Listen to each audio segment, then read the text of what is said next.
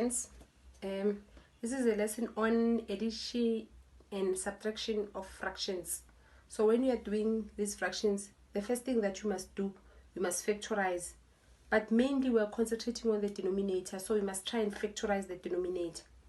The second thing, you must find the lowest common denominator. But it's actually the lowest common multiple that we are taught in lower grades. It's just that we are concentrating on the denominator. We are not looking at the lowest common multiple of the numerator. So that's why it's called the lowest common denominator. And then I'm going to show you how you do this. When you take the new denominator, you divide it by the old denominator, and then you multiply by a numerator to make a new expression, right? Let's look at an example. We're going to follow these steps using an example. Example 1, we have 3 fractions. Now when you have a plus or a minus, it means you have terms. You can't cancel. Once you cancel, know that you're cancelling your past, cancel, past, cancel. So you can't cancel. So the first thing, but factorize. When you look at the first term, the denominator, you can't factorize. In the second term, it is the difference of 2 squares. You have to factorize that. The third one, you can't factorize. Okay, so we're going to factorize. We want to write the ones that we cannot factorize. Then we factorize that. Minus 12, difference of 2 squares, 2 brackets. You have an x, a plus, a minus, a 1, and a 1. Then this one you write exactly as it is. Right, we've done this part, factorizing. So now we're going to find the lowest common denominator. What you do, you take each denominator. I'm going to write it here. The first denominator is x minus 1. So I'll have x minus 1. Right? For the second denominator, I have 2 binomials. I have an x plus 1 and x minus 1. So what I'm going to do, I'm going to look, do I have an x plus 1 already? X plus 1, I don't have. So I'm going to form a new column, x plus 1. And then, do I have an x minus 1? Yes, I have. So I'm going to write that underneath the one that I have already. Then I go to the third fraction. I have an x plus 1. Do I have an x plus 1? Yes, I have. Now, this is how I find my lowest common denominator. The lowest common denominator, you take each binomial from each term. Here I have x minus 1 from there, and from this one I have x plus 1. So this is my new denominator. When I say new denominator, this is my new denominator. Your lowest common denominator becomes your new denominator. So you're going to draw a line and have x minus 1, x plus 1. What you're going to do now, you're going to take each fraction and follow these steps. New denominator is x minus 1, x plus 1, divided by x plus 1. Because that cancels that for the first term. The next term, the minus 12, and then I go, new denominator is this one.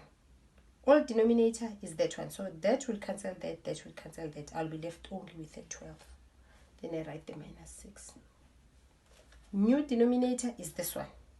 This is my new denominator. So that will cancel the old denominator. I'll be left with x minus 1. Open bracket, x minus 1.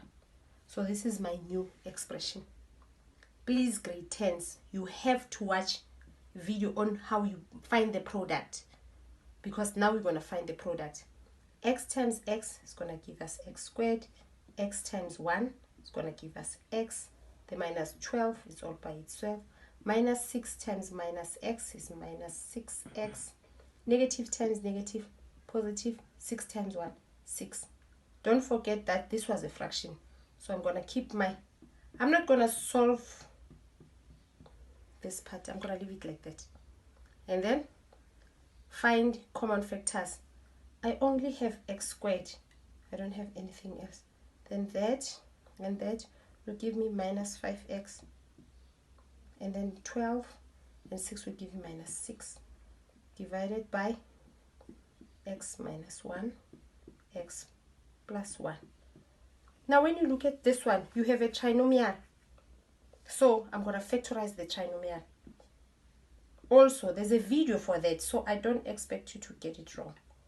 And then factors of 6 minus 6 plus 1 over x minus 1 x plus 1. Now, everything is inside the bracket. It means everything are factors. If we have factors, then we can cancel. You see, this bracket is exactly the same like that one. So we can cancel them out. So our answer is x minus 6 over x minus 1. This is how we've simplified the fraction. This is our final answer. You can't cancel anything here because you have terms. You have a minus between. You don't have factors. You can't cancel. You can't cancel the x and the x. Nothing cancels. This is your answer. Right, let's look at example 2. X minus 1. The new denominator is this one. Divided by old denominator times numerator. So that will cancel that. I'll be left with x into x minus 1. Then minus 2. That will cancel that. I'll be left with x plus 2. And then that will cancel that. That will cancel that. I'll be left with minus 6. Then we find the product. X times x, x squared, minus x, minus 2x, that and that, minus 4, minus 6, over, you don't multiply out the denominator. Then we collect like terms. X squared, it's minus 3x minus 10. Now you see we have a trinomial in the numerator. We factorize the trinomial.